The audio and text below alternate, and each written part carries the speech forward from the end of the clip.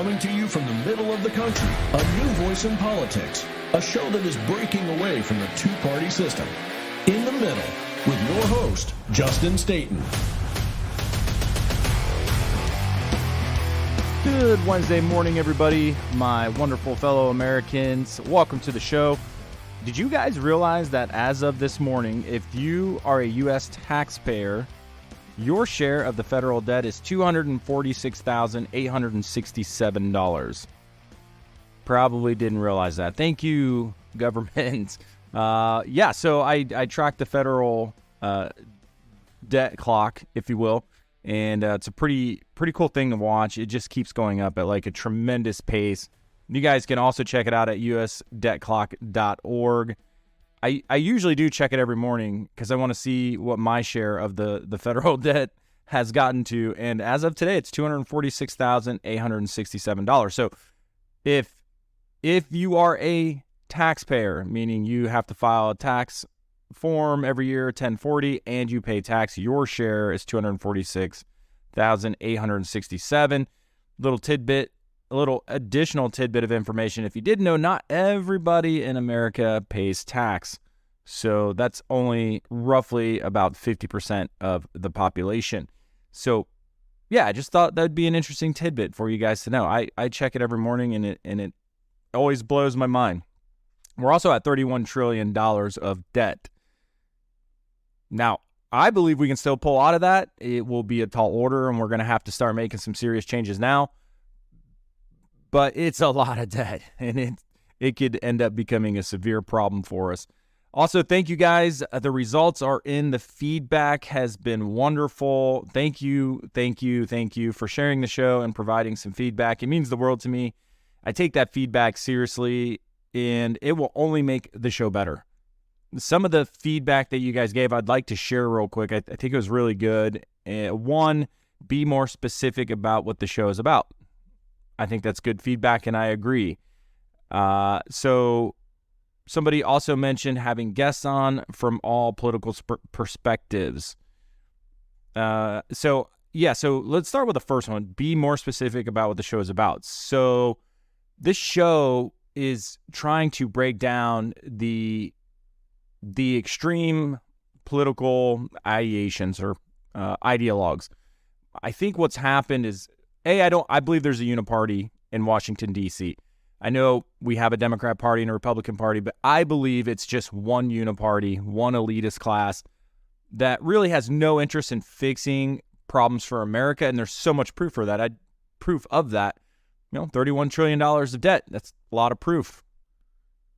We're sending $100 billion up to this point to Ukraine because we can't seem to stop fighting endless wars. And that's really for the industrial war complex. See, we created a political class system whereby they're incentivized to do things for people who donate money. And there are no laws in place to prevent that from happening. We don't have term limits. We don't have laws that prevent corporations from donating. And I think this is all caused most of the problems that we have in America. So the whole point of the show is to break that down. I believe in limited government. I believe the government was created for a common core of services and to protect our rights and freedoms and nothing more. And, over the last 50, 60, 70 years, the government is just bloated into something that's almost unrecognizable with two parties that could care less about Americans. We all see it. We all know it's the case. I also don't like the idea that they raise money from us to only turn around and dictate the worst of terms to us, the American people. And by them, I mean the political parties. So I want to dismantle that. And the other thing that they do that drives me crazy, and the reason that this show exists, is that they, on purpose, with their messaging and the media and when they get on TV and talk, with this messaging, they split the country in half. And you can see now we're divided. We are polarized. Yeah, they tried to divide us amongst race, religion, and many other things. And it, divided, we will fall. united we can stand. And so I just believe in a better version of America, one that we follow Common Core principles, which we're going to talk about today on today's show. And I don't believe in this polarization. This country is a melting pot. So, I mean, we're made up of immigrants from all around the world. So why would we divide ourselves and allow these political parties to divide us amongst all of our differences? We're a melting pot country.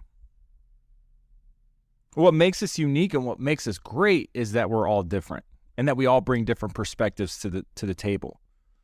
The Founding Fathers kind of knew this, and I said this in a previous episode. I think it's worth repeating again. I believe, and my thought process is that the forefathers didn't always have the courage to do the right thing when they were creating America and drafting our Constitution. They didn't always have the courage to do the right thing in the beginning, but they had the foresight. They had the right foresight. They created a good document that gave us, the future generations, the ability to make America better and to progress as a country of immigrants from all over the world. So this show is trying to tear down the ideologies of the two-party system, the logic of the two-party systems, the polarization of the two-party systems, and the swamp in D.C. and the politicians basically using their allegiance to those parties over the American people to be ineffective and simply feckle. And if you're anything like me, you're tired of it. So I wanted to lend my voice to that to help you sift through all the garbage and hopefully create a movement where we can start tearing these walls down, because it is an artificial division, if you will, and it's driving me crazy. The other thing that somebody said was, have guests on the show from all political perspectives, and I should have done a better job of explaining the different formats of the show, because you will see different formats on the show. The first format is this type of format where it's just me talking about current events, giving you my insight and what I think is true and what I believe to be true based off of the facts as I have them in the moment. I think you have to develop an ability to read between the lines and see the patterns in their lies and deception. And just for the record, if you're one of those people out there that still believe our government actually tells us the truth, that politicians are by nature honest, you have to wake up. I hate to be the bearer of bad news, but you are living in La La Land, in a make-believe world. By nature, they are not honest. And I think the more that you pay attention, and they don't want us to, right? They want to keep us, that's part of why they keep us divided, is so that we don't pay attention. It's why there's so much emphasis on Hollywood or Hollyweird, whatever you want to call it. So much emphasis on movies and TV and sports and all this stuff. It's to keep us distracted so we don't pay attention. And we have to start paying attention. But yeah, your politicians are not honest. So that's the first format of the show, is for me to come out and talk about current events, talk about what's real, right? Bridging the gap between politics and reality. And just catching up on stories that aren't being well disseminated, because they're not being well disseminated for a reason. It's usually because it's something they screwed up or something they don't want you to know about, or a slow erosion of your freedoms, which are not a good thing. So that's the first format. The second format is an interview format. And I plan on bringing people on the show from all walks of life with all different political perspectives. So that's everyday people, that's business owners. We will talk to some politicians, and you will see that is an additional format to the show, and I think it's one you're going to really enjoy. There's a third format, and that format is an educational format. I believe a lot of us have just, some of us fell asleep in civics and history, and we don't really know how everything works or the context of the history or why things happen the way they did. And that's a shame. And that's why we have so much craziness out there right now, and so many different beliefs, because a lot of people don't realize, they just simply don't understand why things are the way they are. They don't understand why things went down the way they did in our history. And I believe, like I said in a previous episode, we can walk and chew gum at the same time, guys. We can say that we're proud of our heritage to be Americans, but not be proud of every single flaw and every single bad thing that has happened in our history. It's how you learn. It's how you learn. And future generations made America better. And that's something we should all be proud of. We've made progress. And unfortunately, I think we're to a point where we're no longer making progress as a country. We're digressing as a country. And we're going backwards.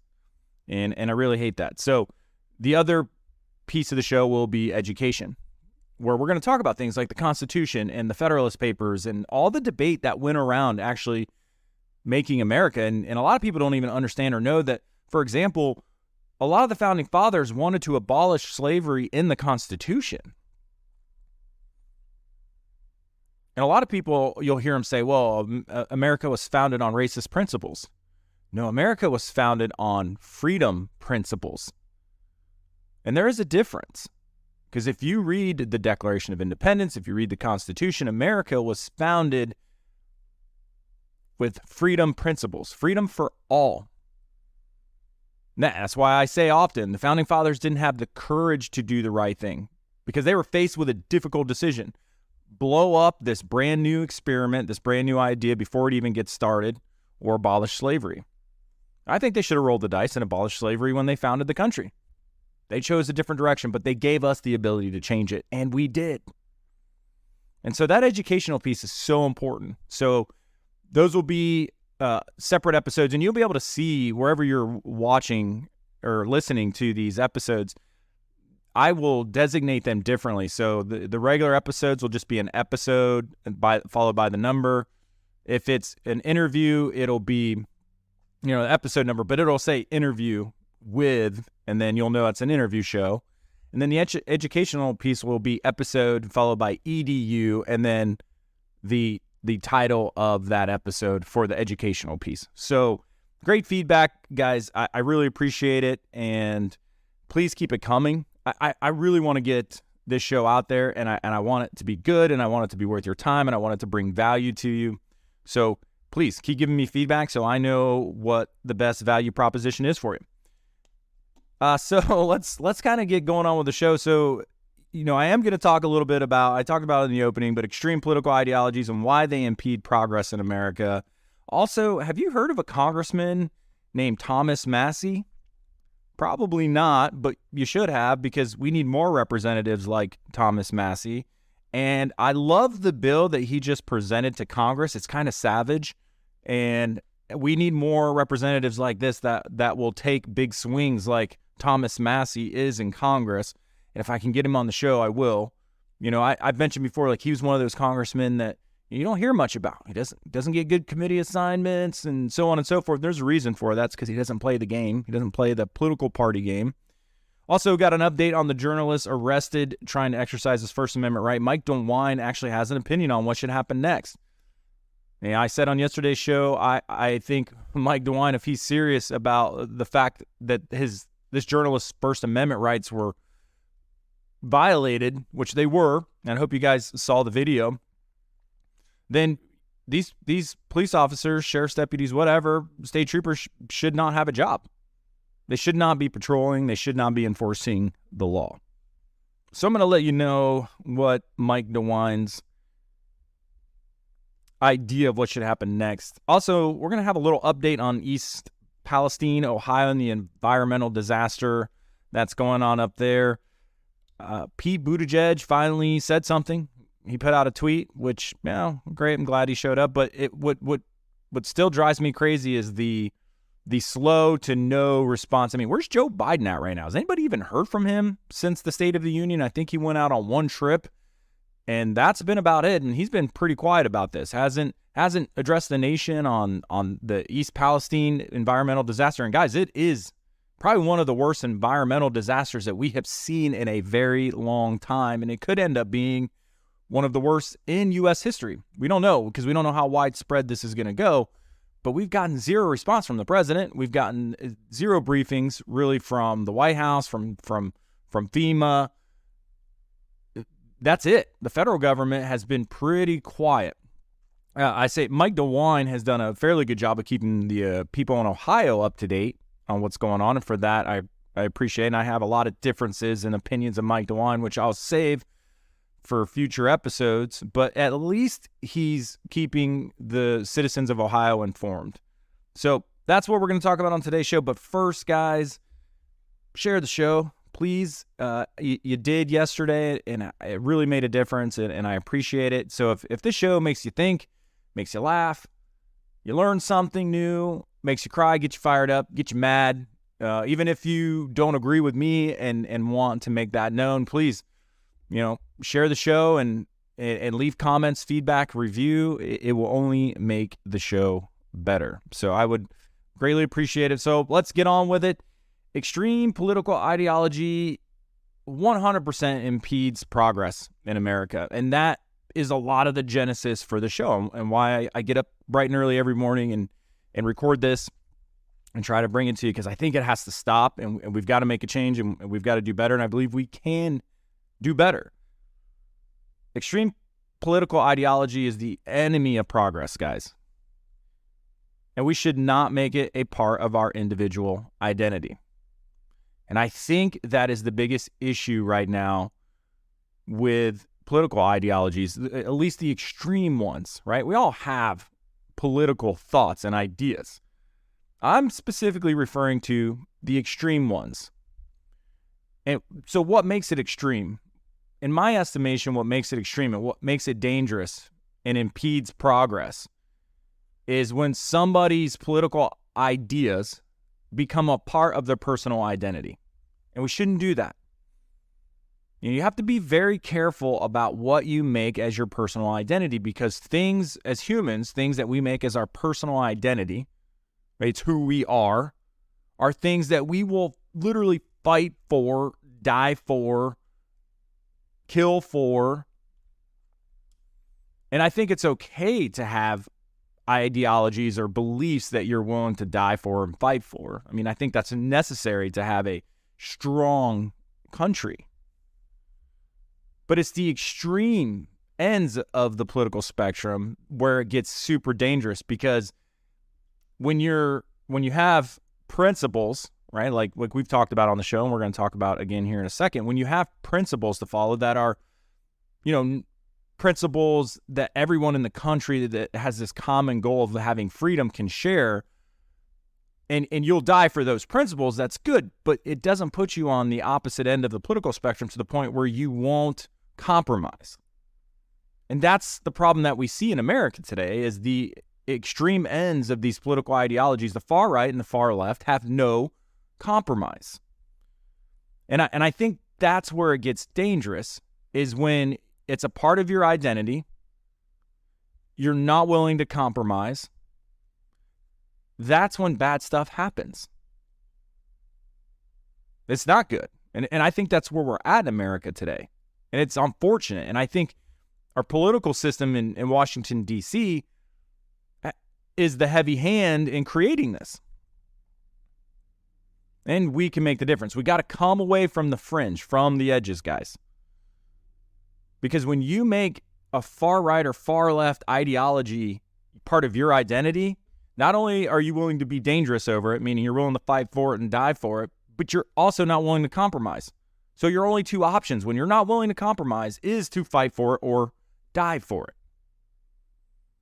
It's how civil wars start. So we need to come back off the fringe, off the sidelines. You got to open your mind. You cannot make a far left or a far right ideology part of who you are and your identity. We have to make freedom principles a part of our identity, because freedom principles say, hey, we have certain God-given rights that man cannot give or take away from us. That includes our government. We're willing to fight and die for those rights. But everything outside of those, it's up to the individual how they want to live their life, what they want to be, what they want to become. what they want to do with their lives, whether they want to work for a company or start a business or have a family, not have a family. Everything outside of those common core freedom principles is just up to the individual, and everybody should respect that, about that individuality. Everything outside of those common core freedom principles should be up to the individual to do whatever they want to do, as long as what you're doing does not infringe upon your other fellow Americans' freedoms and principles. And that's how it should go. We shouldn't be telling people how they should be or live or whatever, because in America, we're free. And if you notice, the only people out there screaming at the top of their lungs, besides me trying to get everybody back towards the center a little bit, right, back to logic and common sense, are the far right and the far left. They're the most intolerant, which is ironical when you talk to far left liberals, because they're the party of tolerance, yet they are the least tolerant. Cancel culture has grown, and this is why I have a bigger disdain for Democrats and liberals, because they created cancel culture, and it was all part of political power. They just wanted to get more political party. That's where cancel culture has come from. And I believe liberals are easier to manipulate, because I believe that liberals are more emotional people than conservatives typically are. And I'm not saying that's a bad thing. I'm not saying liberals are bad people. I think liberals are some of the biggest hearted people in our society. They have the biggest hearts. They love tremendously. They typically wear their emotions on their sleeves, and they want the best for everybody. So liberals are needed in our country. They're some of the biggest hearts that we have. They're some of the biggest caregivers that we have. But they're also the most emotional typically. And when you're more emotional than you are logical, you're easily manipulated. You're easily manipulated into feeling bad about things, to include yourself. That's why I don't like the Democratic Party, because they know this. They figured this out a long time ago, and they manipulate you, liberals, and they gaslight you. And you should be offended by that. They don't want you thinking for yourself. If they did, they wouldn't keep pounding these messages into your brain and manipulating you to feel bad and to virtue signal. And if you don't do this, you're not tolerant. But then they yell at you if you even ask a question. How's that for tolerance? So I feel bad for liberals in America, especially those of you that are beholden to the Democrat Party. They manipulate you. It is why I don't like the Democrat Party more so than I don't like the Republican Party. And if you're on the Republican side, don't clap your hands yet, because I don't like the Republican Party either. They just do less manipulation and gaslighting. They're less of the narcissist boyfriend or girlfriend in the relationship than the Democrats are. But I don't have a lot of good things to say about the Republicans either. But we need liberals. We need conservatives. We need libertarians. And we need to follow common core freedom principles. The way this country was set up and the way it was designed was for progress, so that people from all walks of life, all ideas, all faiths, religions, creeds, races could come together and progress as one. Even though we're all different, we could progress as one. These political parties have screwed all that up. Washington, D.C. has screwed all that up. They don't want us to see this. They don't want us to get this.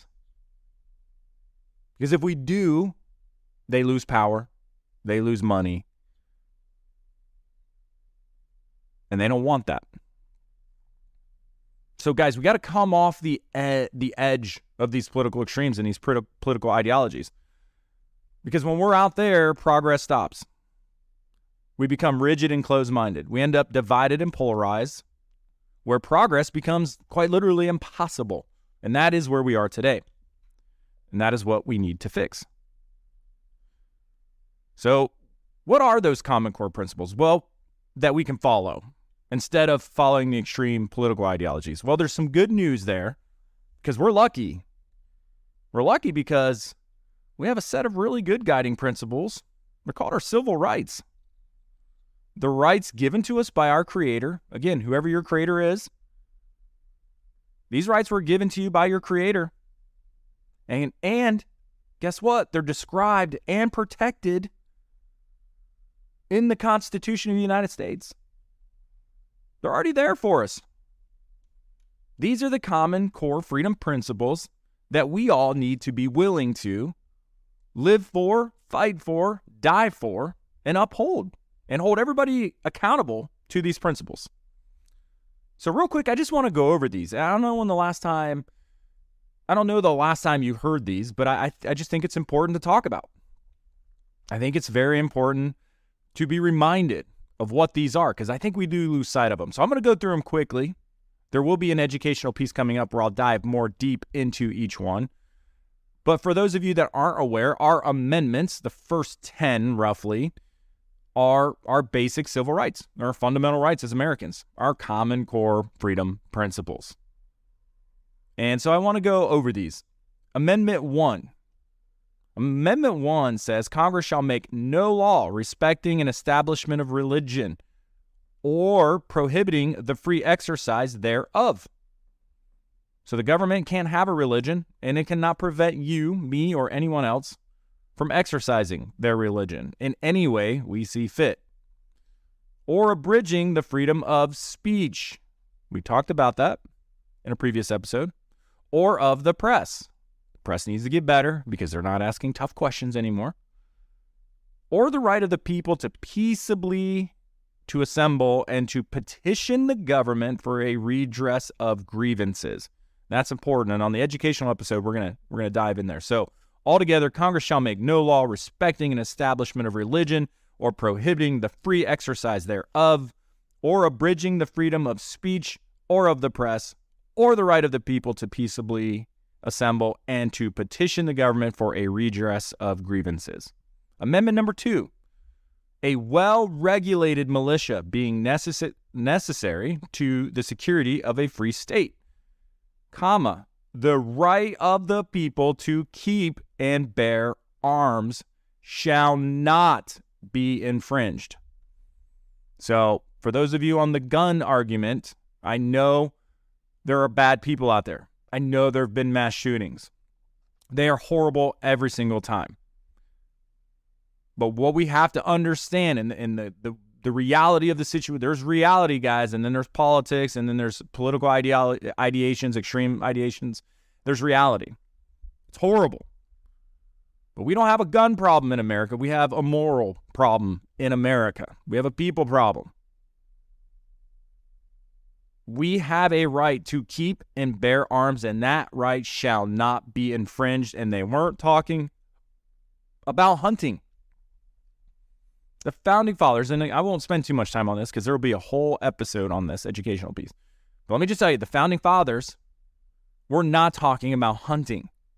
They were specifically giving the people the right to keep and bear arms because of the First Amendment and the rest of the amendments. The First Amendment gives us the freedom to say what we want and do what we want and tell our government the problems and redress them. And the second one is in case the first one doesn't work out. It's a common core principle. We don't need gun reform. We need moral reform. And we'll talk more about that in future episodes. I don't want to spend a ton of time on that. But Amendment number 3, no soldier. This is an old-timey one, but I just have a sneaking suspicion if we don't do what we need to do, this one could be relevant in the near future. No soldier shall, in time of peace, be quartered in any house without the consent of the owner, nor in time of war, but in a manner to be prescribed by law. Amendment 4, it's a big one. The right of the people to be secure in their persons, houses, papers, and effects against unreasonable searches and seizures shall not be violated, and no warrants shall issue but upon probable cause supported by an oath or affirmation, and particularly describing the place to be searched and the persons or things to be seized. Meaning they can't just come take your stuff, look at your stuff, read your stuff without a warrant, where they have to swear an oath and affidavit that they believe you're a suspect in a crime. So you're allowed to tell these police officers, no, unless you've got a warrant. Hey, do you mind if I search your car? Yeah. Do you mind if I exercise my Fourth Amendment rights under the Constitution? That's literally what you should be saying in a retort. Unless they have a warrant, guys, can't come on your property, can't search your stuff. And that's all you got to say. If they say, do you mind, because that's an old cop trick, right? Do you mind if I, either way you answer, could go against you. So you just retort, you mind if I exercise my Fourth Amendment rights, and say no? Anyway, moving on.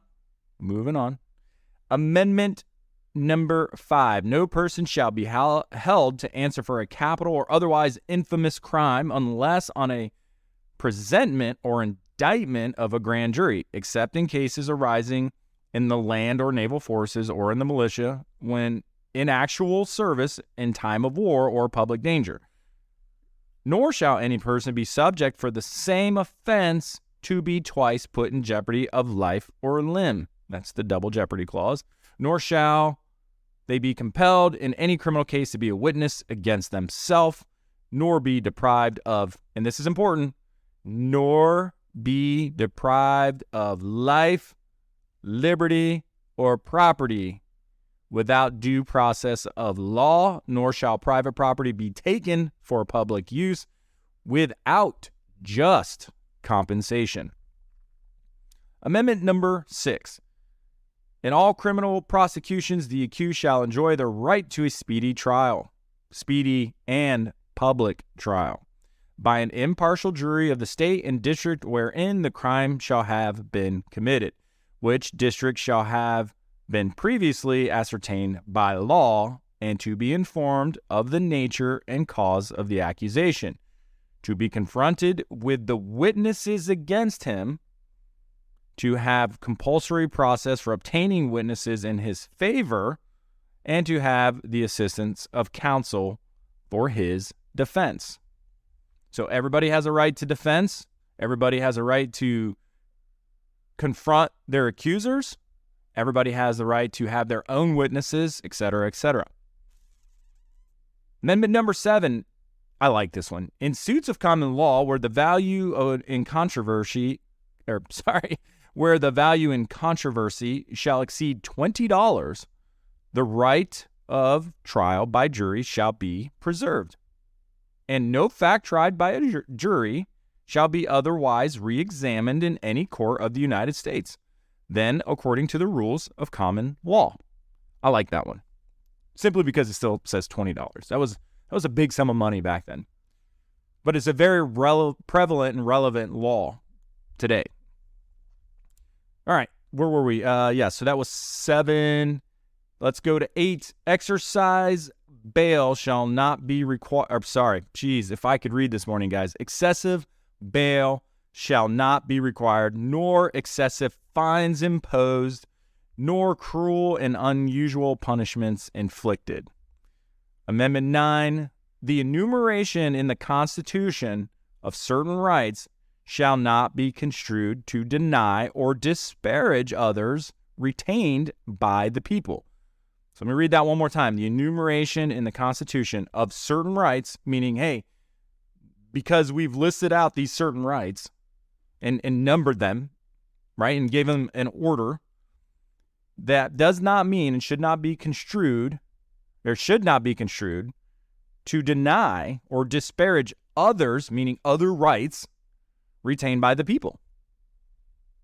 And that's important. I love Amendment 9. That's important because we have other rights that they're saying just because we put in certain rights and gave them an order doesn't mean, it's not to be construed as or to deny or disparage other rights retained by the people. So just because it's not in there doesn't mean you can take it away from us. Amendment 10, the powers not delegated to the United States by the Constitution nor prohibited by it to the states are reserved to the states respectively or to the people. The powers not delegated to the United States by the Constitution nor prohibited by it to the states are reserved to the states respectively or to the people. I just think it's important. I hope that's helpful. If you guys haven't heard those in a while, I just think that's important to be up to date on those and to remember those and remember what they are, why they are, and how they apply to our everyday lives and our common core principles, the things all Americans should agree upon. All Americans should agree upon. And I want to spend just a brief moment, then we're going to move on to discuss the Ninth Amendment a little bit more. This is important because this covers any other right we the people deem to be ours. Or said another way, principles we deem to be ours and necessary for our collective society to function in peace and harmony. So what are some examples of this? Well, here's one: the right for parents to be the ultimate custodian and authority over their children's medical decisions and their education, etc. That's one thing that's not actually put in the Bill of Rights, right, in the Constitution. But that is an example of Amendment 9. Parents should have the ultimate authority and rights over their children, meaning schools shouldn't be telling parents how to raise their kids. Doctors shouldn't be telling parents what to do with their children or trying to force things onto them. Another one would be our right to make our own healthcare decisions and to expect a reasonable amount of privacy in those decisions and a ton of respect from our government when we make our own medical decisions. And we should respect each other's own decisions. Another one, my favorite, the right to do business, right? The right to do what we want to do on a daily basis. The right to go buy property. The right to trade property and to create things and create new products and new services as free Americans do. That's what makes us unique and great. So these should be our guiding principles. We got to get off the fringe, guys. We got to step back away from extreme political ideologies, because if you're willing to fight and die for it, and you don't have any compromise, and you're not willing to compromise on any of it, and you've got both sides feeling that way because they're that polar or that extreme, that's a recipe for disaster.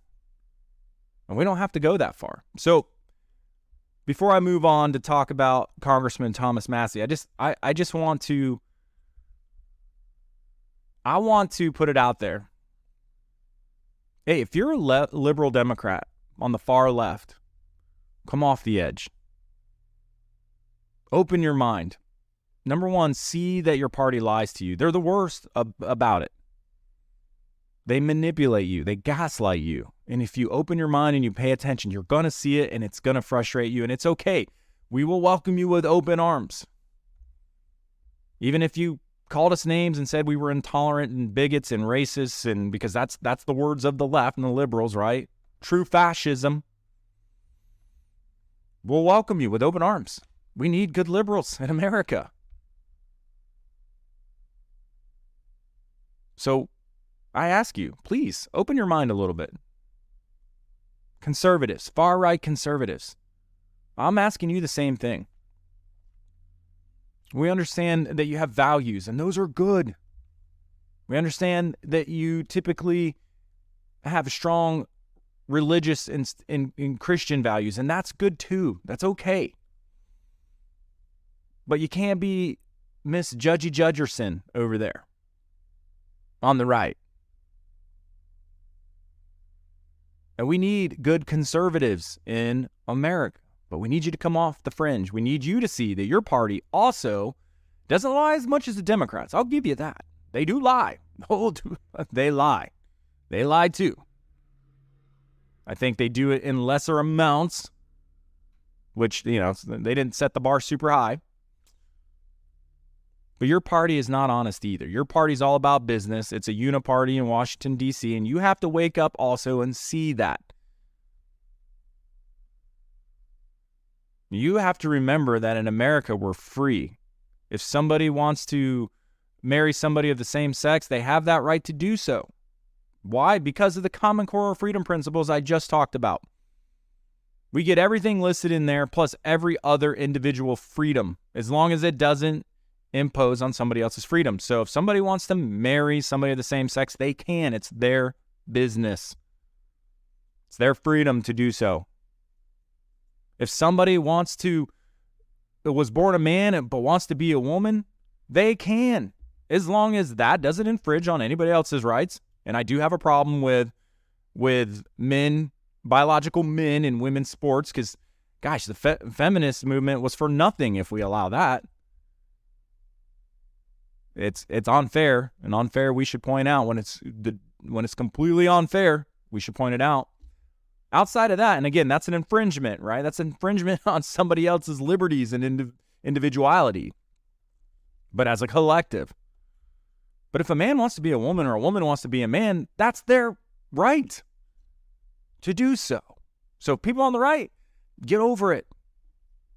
You don't get to dictate to everybody else what other people get to do with their lives. You don't have to agree with it, whether it be spiritually or from a religious standpoint.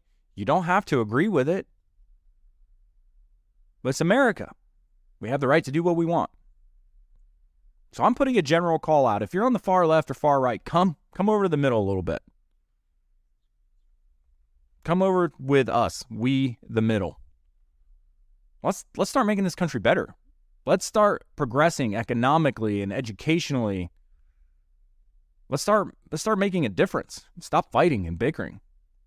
Let's get the swamp drained in Washington, D.C. Anyway, that's my call. Let's move on to Thomas Massies, the congressman from Kentucky. Have you guys heard of him? Probably not. There's a good possibility you have not heard of Thomas Massies. Kind of like I mentioned in the first episode and at the top of this show, there's a reason why. It's because he doesn't play the games. He doesn't play the uniparty games. He doesn't play the games of the Republican Party. He is a Republican congressman. He doesn't get the glorious committee chairman jobs. He doesn't even get the best office, and he's typically sitting in the back when they're in session, because that's the seat they give the people they deem unimportant. He doesn't work the fundraising phone banks in D.C. for the Republican Party. That's a real thing, by the way. They have to go every so often. And whoever raises the most money gets the most perks. What? Yeah, true. True story. But Thomas Massies, Congressman Massies, doesn't play those games. And we need more representatives like Thomas Massies. So if you're a U.S. congressman or congresswoman, be like Thomas. Stop being the political money machine and selling out to political interests and corporate interests, and be like Thomas Massies. Guy's been there for, 10 years? I think he first got elected in 2012. And I'm pretty sure his office is still in the basement, if that tells you anything. But he just doesn't want to sell out to the corporate interests and to the political party. He ran as a Republican because you got to pick one, right, if you want to get elected. I get that. We've kind of talked about that. But he doesn't play the game. Well, anyway, that's Thomas Massies, guy. We need more reps like Thomas Massies. But the reason I'm bringing him up, not only is he what every representative should be like, and I'll bet you money Thomas Massies, and I should have checked this before the show, I'll bet you money Thomas Massies is for term limits too, which we need in Congress. But I bring Thomas Massies up today because he introduced a bill that I think is savage. And even though I don't think it's going to go anywhere, I don't think he did it as like political theater, because he's just not the political theater type. But I don't think it's going to go anywhere because it would eliminate a department, another bureaucracy, and the swamp doesn't like that. And so I don't know if it's going to go anywhere. However, he does have 20 sponsors to this bill already, which is actually kind of promising. Like something could happen here. I don't know if it's going to happen or not. But the bill is H.R. 899, guys, and this bill is to terminate the Department of Education. To terminate the Department of Education. Like, literally get rid of it. And I don't necessarily think that's a bad thing, and that's why I like it. It's savage. It's sending a big signal that if you are inept, feckle, have no use, inefficient, you should go away. And so his argument is, one, there is no constitutional authority for this federal bureaucracy to exist. We just created it to create bigger government. And there is no reason the states shouldn't be fully responsible for educating their citizens. That should be left to the states. And I don't actually disagree with him. I don't disagree with him at all. I think the states should be the ones taking care of education. Totally responsible for education amongst their citizens. We currently give about 96 billion, 98 billion roughly. Somebody can check me on the math, to the education department every year. And anymore, I don't know what they're doing except doling out money to programs that don't actually fix our education problem. And if you don't think education is in decline in America, you're smoking dope or something. I don't know. Because it is. And guys, my wife is a school teacher. She's an educator. So, I mean this if I'm willing to say this. My wife listens to the show. She's an educator. She will also admit education is on the decline. There are still good teachers out there, but there are a lot of bad ones. And with the teachers' unions, and they can't get rid of them. They're not doing a job recruiting good, solid teachers. And they have all these standards now. Like, and I don't mean standards like in a good way, like, hey, meet the standards. Like, I mean testing and all these administrative things that actually take them away from teaching and spending time educating. And all the new reporting that exists. And it's a mess. It's taking their time, the good teachers at least, away from teaching. And I'll challenge anyone out there, if you think the Department of Education has made a difference in educating America, bring me the data. Show me how the Department of Education has made a significant difference in our education system in America. They haven't. Actually, I think it was the Brookings Institute put out an article. Yeah, I think it was the Brookings Institute put out an article where and it's an older article. It's like 2016, 2017 article, but where they talked about the declining productivity of education, because you can't measure education, guys, based off of how many more people have degrees now than did 20 years ago. That's meaningless, because if you can pay the fee and get the C, that's just a rubber stamp. You can pay for that piece of paper. Doesn't mean you learned anything. More kids going to school doesn't mean they learned anything.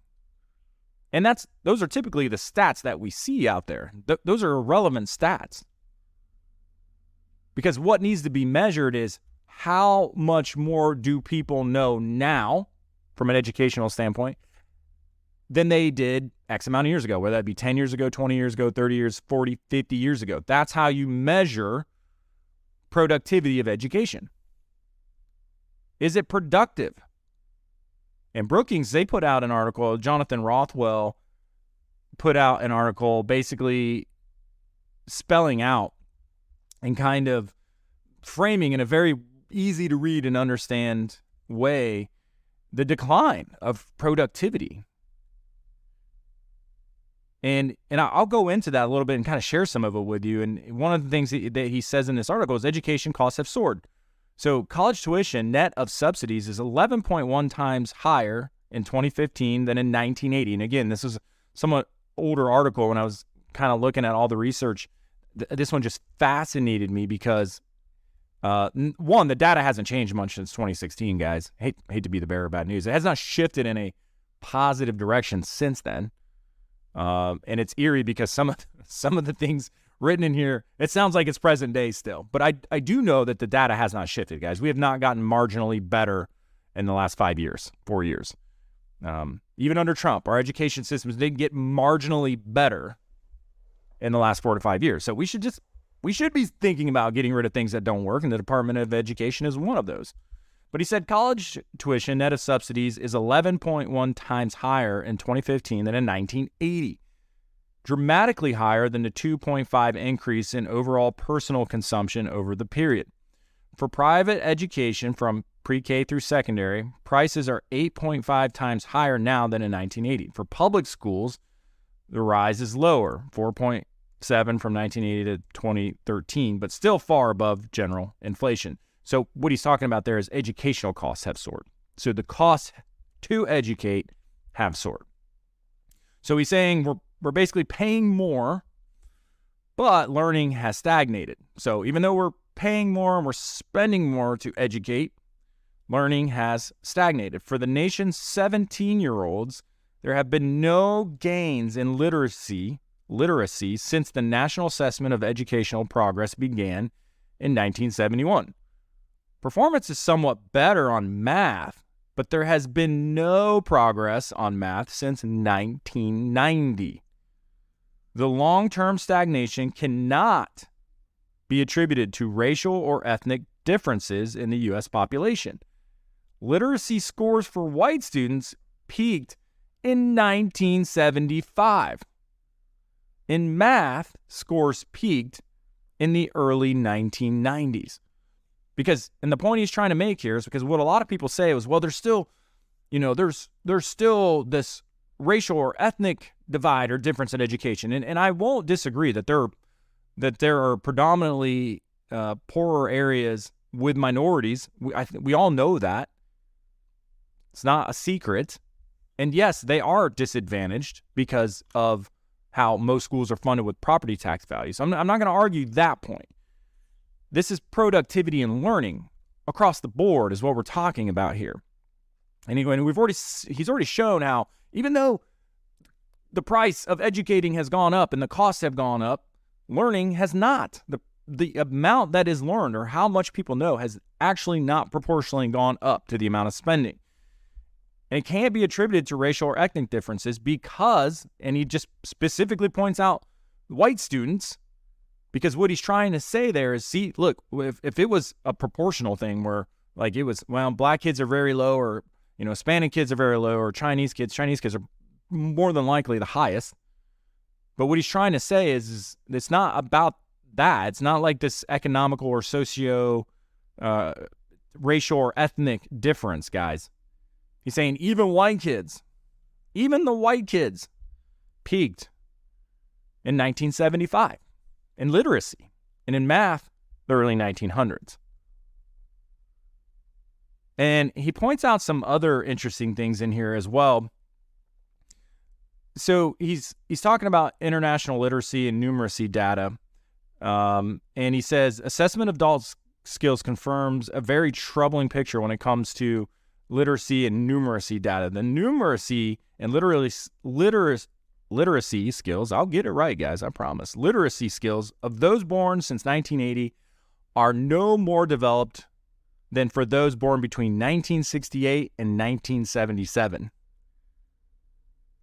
So the numeracy and literacy skills of those born since 1980, I was born in 81, guys, are no more developed, meaning our math, our numbers, math, right, numeracy, and literacy, reading, are no more developed than for those that were born in 1968 and 1977, through 1968 and 1977. For the average country that was looked at, by contrast, people born between 1978 and 1987 score significantly better than all previous generations. So, those of you born between 78 and 87, we're better than other generations, but we stagnated then. And he goes on to compare the oldest, those born from 47 to 57 in this study, to the youngest cohorts, those born from 1988 to 1996. and the U.S. gains are especially weak in that cohort. The United States at this time had ranked dead last among 26 countries tested on math gains and second to last on literacy gains across those generations. The countries which have made the largest math gains include South Korea, Slovenia, France, Poland, Finland, and the Netherlands. And guys, I did see a study the other day that said we are still ranking almost dead last in the world in literacy and math. And according to this article that Brookings did, and the study that they looked at, we peaked in the 1970s and early 1990s.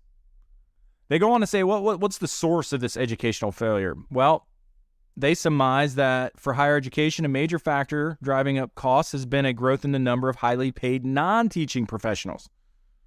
In 1988, for every 100 full-time equivalent students, there were on average 23 college employees. By 2012, that number had increased to 31 employees, with a shift toward the highest-paying non-teaching occupations. Managers and professionals now outnumber faculty, who comprise just a third of higher education workforce.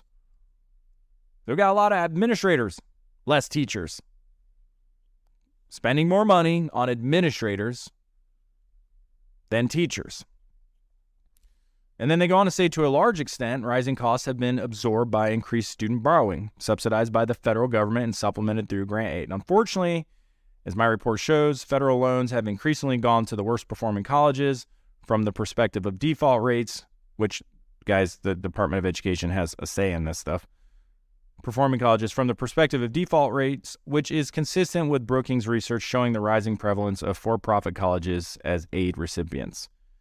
In primary and secondary public education, where price increases have been less dramatic, there has been a decline in bureaucratic efficiency. The number of students for every district-level administrator fell from 519 in 1980 to 365 in 2012.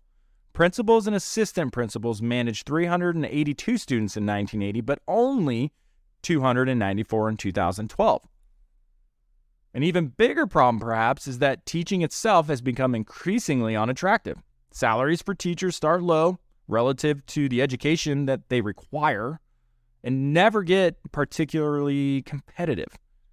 School systems also impose frustrating daily constraints upon teachers, often in the form of mandatory administrative exams required by school, districts, states, and federal bureaucracies, namely the Department of Education. This burden, combined with weak pay, has deterred many top students from entering teaching and driven many others out. I just thought that was interesting, and I do think it's on the decline. I think, like most other things, it's schools, and whether that be secondary schools, colleges, universities, are getting heavily on admin, and they're spending more. The last budget Biden just did, I mean, I think it's somewhere around $4 billion, or between $1 and $4 billion is going to schools to bring on additional non-teaching staff, more nurses, counselors, and administrators. It's ridiculous, guys. We need more educators. They need less administrative tasks and duties. They just need to be able to teach our kids. So I like that Steve Massey is trying to knock out the Department of Education. I'd be interested in what you think too, but I love it. I think it's savage. If something is inefficient, fecal, whatever, incompetent as a department or as a bureaucracy, eliminate it. Let's get rid of it.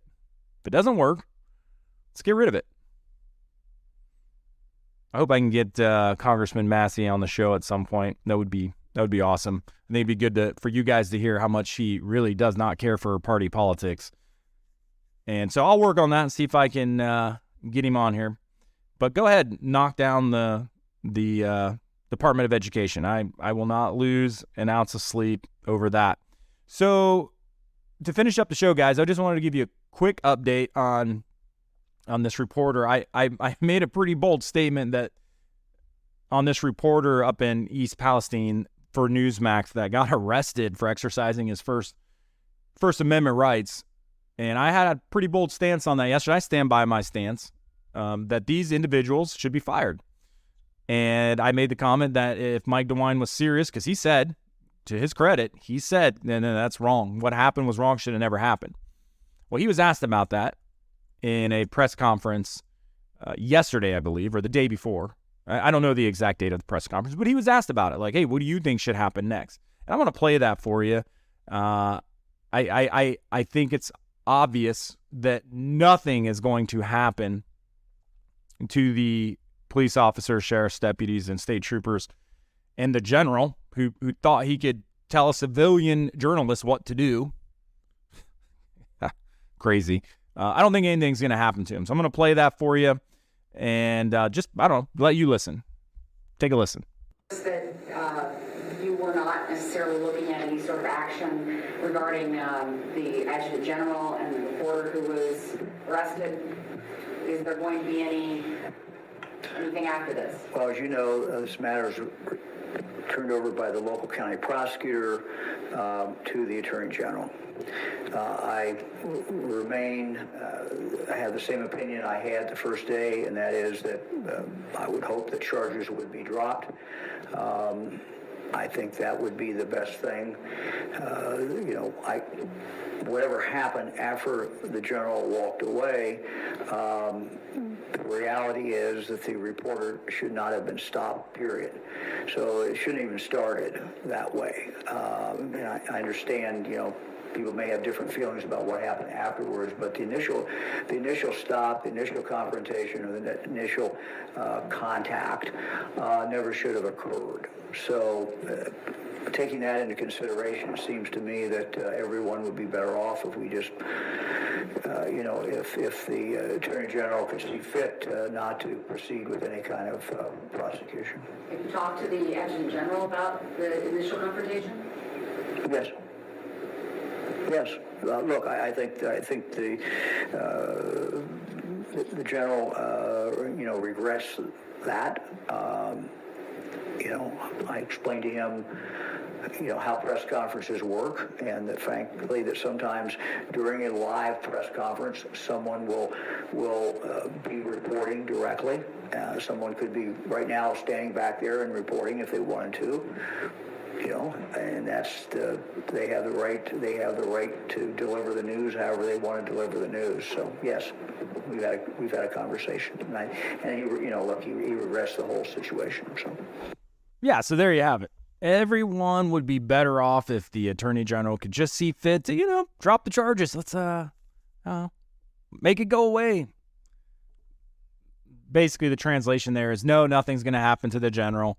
Nothing's going to happen to the state troopers that also went back there with him to tell this journalist, to Evan Lambert, to cut his feed. Nothing's going to happen. That's the translation there.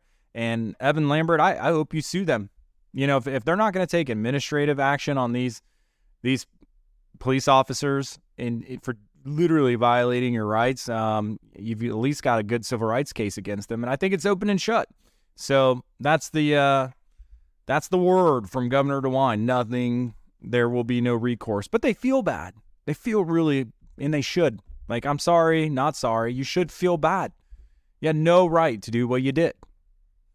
But I guess feeling bad is good enough. Accountability, right? Probably not. It'll happen again in the future. Mark my words. If you don't make examples of these people now, they will do it again in the future. And a quick update on the East Palestine environmental debacle. What a clown show the federal government has turned this into. It's just unacceptable. Pete Buttigieg, and I'm not even going to read it because I'm not even going to get it credit. The guy can barely show up for work. Finally put out a Twitter statement talking, that, I'm constantly thinking about, no, you're not. You're not constantly thinking about the citizens of East Palestine, Ohio. Sounds like FEMA's finally, though, on the ground, or at least a couple representatives of FEMA. I still haven't heard if there's any Red Cross or anything. And guys, this is horrible. And then I'm not going to belabor the point. What the citizens are going through up there is ridiculous. They're not even being given a surety that the air is clean and that the water is safe to drink. It's a bunch of, talking out the sides of their mouth, and the federal government just seems super inept. And it just chaps my ass that they can't even where are all these climate activists? Biden, where you at, buddy?